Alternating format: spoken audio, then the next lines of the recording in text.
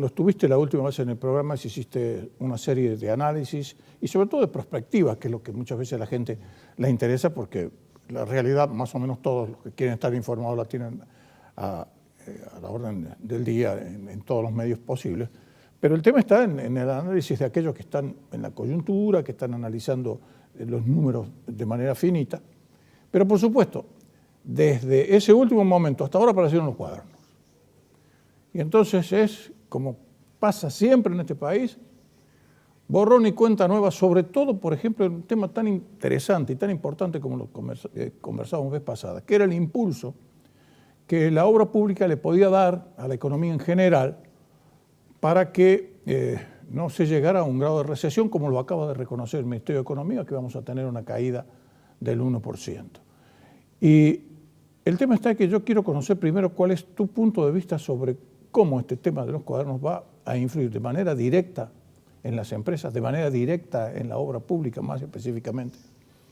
Y si esto puede significar un parate o no, porque por ejemplo la advertencia que hizo María Eugenia Vidal en ese sentido es una cuestión dolorosa pero que tenemos que enfrentar. ¿Cuál es tu punto de vista? Ya la obra pública venía con problemas por el hecho de que el ajuste fiscal prometido y firmado con el FMI implica una reducción del gasto importante y especialmente se iba a dar en obra pública, ¿no? El ajuste en grandes números se da en la obra pública, en transferencias a provincias que son discrecionales y en los subsidios que ya venían ajustándose y siguen los aumentos, los subsidios económicos a electricidad, gas, transporte y agua.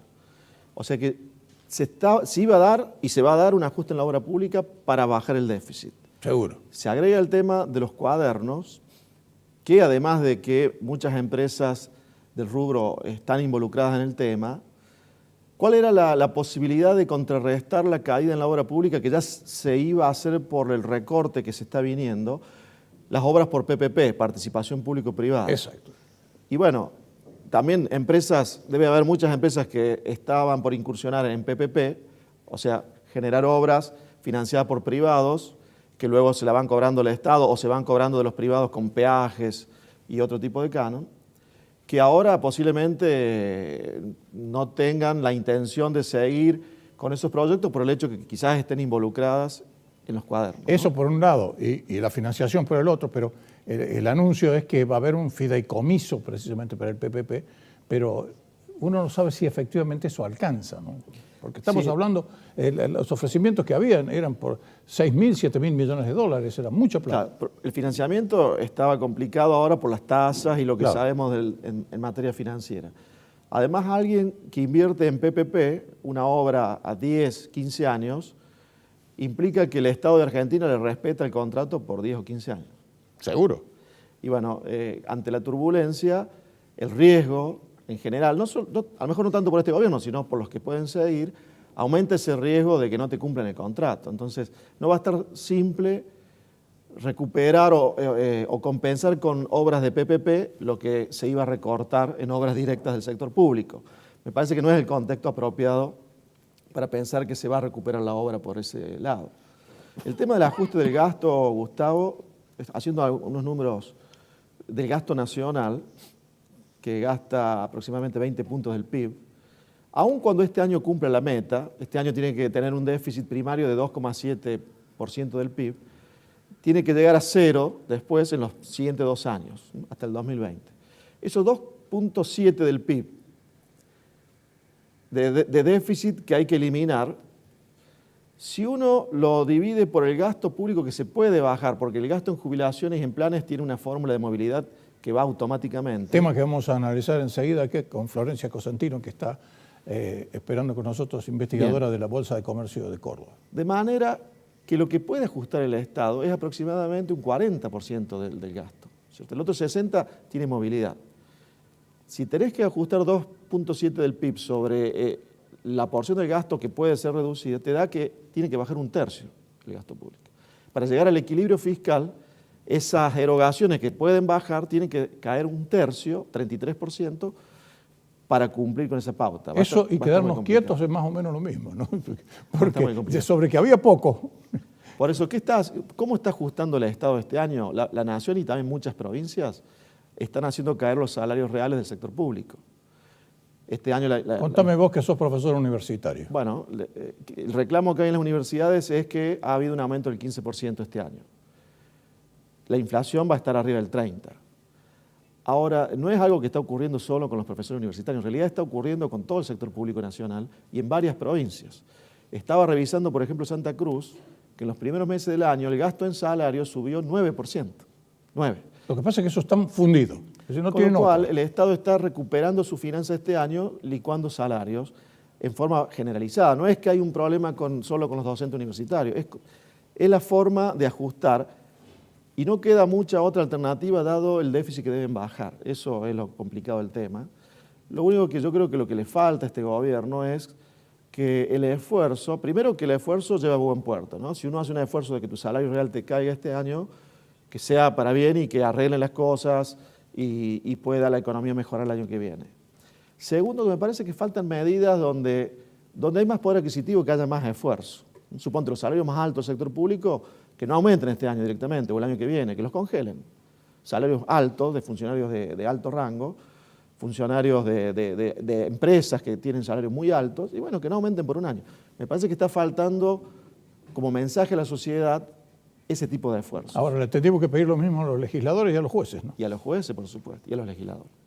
Por eso En primer lugar lo diría a los legisladores y a los jueces, y después los funcionarios de alto rango, que si al resto de los empleados públicos le van a licuar 10, 15 puntos de salario este año, que para ellos sea una mayor licuación. Seguro. ¿No?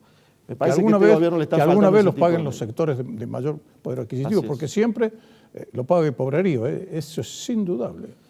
Si se cae en una crisis mayor, una crisis donde el tipo de cambio sube mucho más, digamos, es baja la probabilidad, pero en una crisis como la del 2002, el que termina pagando todo el costo es el asalariado o el que no tiene un ingreso.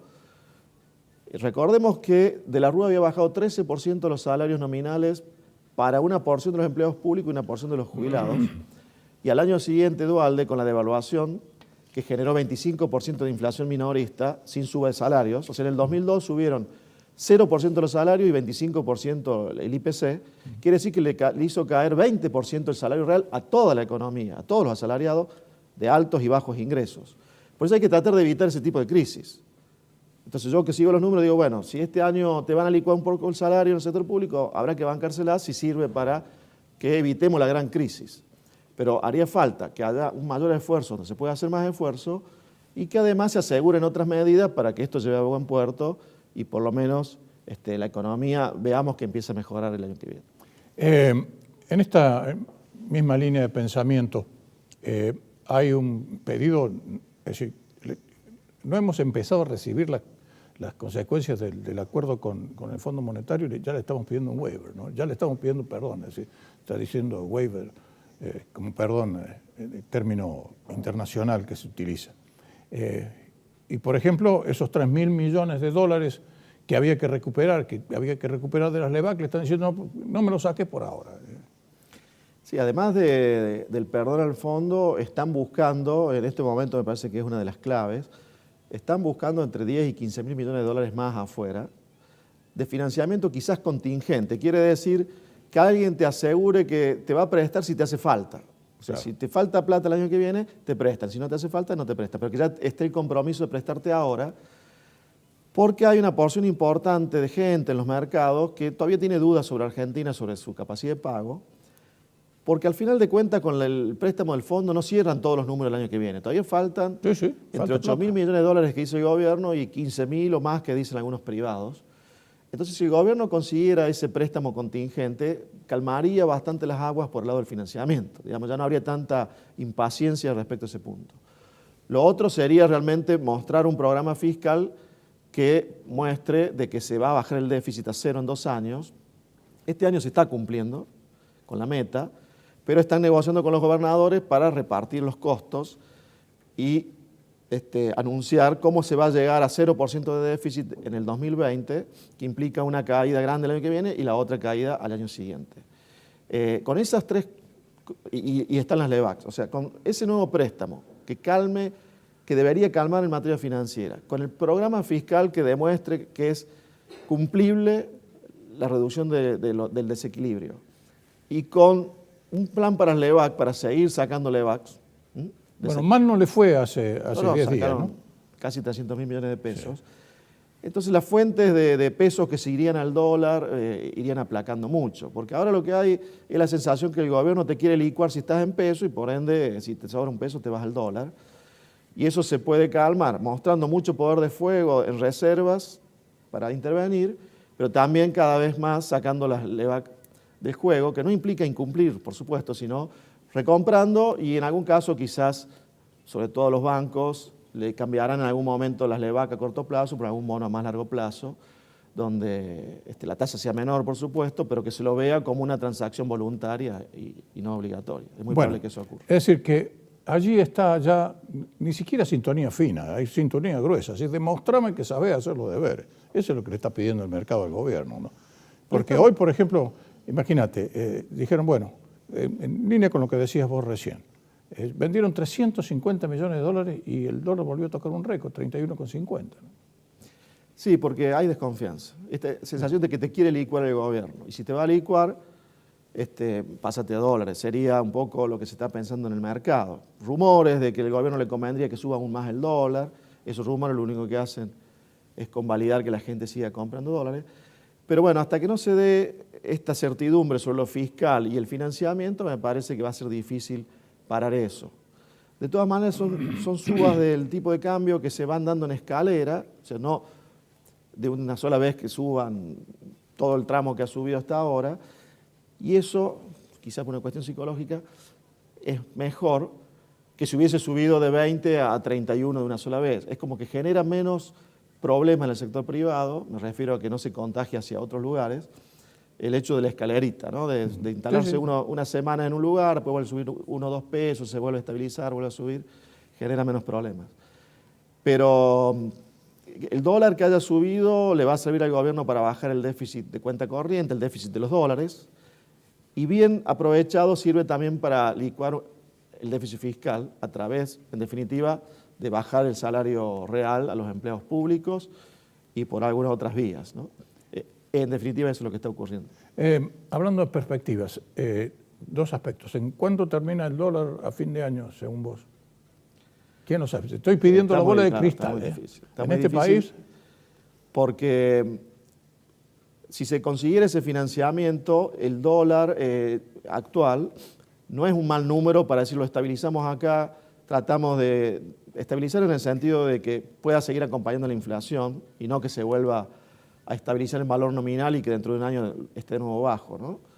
Pero que no genere esa sensación de inseguridad, de incertidumbre hacia la gente, es un dólar que podría aguantar, pero hace falta esas medidas complementarias que generen esa certidumbre. Si no se dan esas medidas y sigue la incertidumbre, sí puede seguir subiendo, sí, por supuesto. Uno no puede arriesgar un número, pero... Hay algunos que sí, por ejemplo, Esper habla de un dólar de 45 pesos. Sí, bueno, pero eso sería, digamos, ya una situación que te podría llevar al 2002. Al 2002, ¿cierto? Y esperemos que no sea así. Si se consiguen los dólares, el programa fiscal es consistente, se lo va a lograr estabilizar a un nivel alto. Y de última, si va a subir, que sea con esta especie de escalerita y que no genere una corrida de otro tipo por un gran salto que pueda dar en algún momento, ¿no? Pero bueno, seamos optimistas de que eso va a ocurrir. Y el tema de los cuadernos, que vos comenzaste esta charla con la cuestión de los cuadernos, creo que para la economía tiene, así como vos dijiste, un efecto negativo sobre la obra pública, pero puede tener un efecto positivo sobre la economía, además de que se pueda generar más transparencia a futuro en lo que es yo creo la que obra eso, pública. Yo creo que eso es inevitable. Eso se va a dar. Es inevitable, pero a la fuerza, con force, esto para los argentinos. Es decir, de golpe, Claro. Sí. No porque tengamos la convicción, no porque los empresarios de golpe, los empresarios, los coimeros de cualquier tipo, políticos, judiciales, parlamentarios, lo que sea, porque también ha habido esa corrupción, estaba en todas partes. Sí. Es decir, para sacar una ley también había algo. Que la gente ahora va a estar mirando. Ahora te van a estar mirando. Es decir, a la fuerza, pero es decir, con sangre eso la letra va a ocurrir entra. Y eso va a ser bueno, pero hay otro efecto. En En la crisis económica Macri lo ha limado bastante en su imagen, pero los cuadernos se supone que deberían limar o han limado o van a limar más a la porción de la oposición más populista. Sí, sí. Eso es bueno porque yo creo que lo que sería malo para la economía es que para el año que viene la disputa se dé entre el oficialismo y la porción de la oposición populista y que en el mercado vean que tiene chance de ganar el populismo, porque ahí la economía, ahí sí que puede pasar lo que se espera. Claro. ¿Cierto? Ahora, si el tema de los cuadernos aplaca, separa a esa porción de la oposición y lo que surge, como en el fútbol, cuando viene uno picando de atrás, ¿no? Y le tiran un centro así y viene alguien de atrás y se mete por el medio, algunos de los que de la oposición que se les llaman moderados, racionales, puede dejar en competencia el gobierno contra ese tipo de candidatos que generen hacia la economía confianza de que cualquiera de los dos que gane no va a hacer una vuelta al populismo. Por eso creo que lo de los cuadernos tiene ese significado para la economía que yo lo veo como muy importante. Que despeje el panorama, esperemos que así sea, para esos dos candidatos que sean moderados y que no sea la vuelta al populismo en materia económica, porque eso ya sabemos que son otros 10 años. Eso sería de nuevo que la Argentina tiene una sola salida, que es E6. Ojo que hay muchos en E6 ahora también. Sí, también hay varios E6. Y sobre todo hay varios puertos de donde sale la plata rápidamente. La última pregunta, que me quedó pendiente, porque hablábamos del dólar, pero vos por supuesto fuiste hacia una arista que es realmente interesantísima, la de los cuadernos. Es la otra pregunta que es un poco más fácil, no la del dólar. ¿A cuánto llegamos de inflación? ¿Al 30? Seguro. Sí, después. seguro. La inflación va a depender de dónde vaya el dólar, pero supongamos que ya se estabilice este dólar, ya la inflación ya va a estar más cerca de 35 que de 30, ya con este dólar, ¿no? Porque hablábamos de algo más de 30 con el dólar a 27, 28. Sí, sí. Se supone, si bien no se traslada toda la suba del dólar a la inflación, pero hay un pase, entonces ya con este dólar hay que Se nota en los precios. Cualquiera podría haber pensado que los precios van a tener una verdadera estampida. Han subido, pero no en la misma proporción, no han subido el 60%. No, ni mucho menos. Eso tiene que ver con la recesión. Están aumentando menos los precios en proporción al aumento del dólar que en el 2016. Sí, sí. Y ni que hablar que el 2014, donde después de 7, 8 meses todo lo que había aumentado el tipo de cambio se había trasladado a los precios. Eso es bueno para que la devaluación, si el dólar en un momento lo estabilizan, que la devaluación sea real, quiere decir que nos deje más competitivos para los exportadores, para los que compiten con las importaciones, y se pueda generar una recuperación con exportaciones, con mayor producción industrial para el mercado local, que desplaza las importaciones, con turismo interno, que es lo que pasó del 2002, del segundo semestre del 2002 en adelante. La recuperación vino por ahí, ¿no? Pero no va a ser una recuperación vía consumo porque la suba del dólar, la suba de la inflación, licúa salario real, también en el sector privado, y el consumo está flojo y va a seguir flojo por lo menos hasta mediados del año que viene. Año de elecciones además encima. El consumo que depende del salario y las elecciones. Y hay que bajar el déficit en un año con elecciones, está fácil.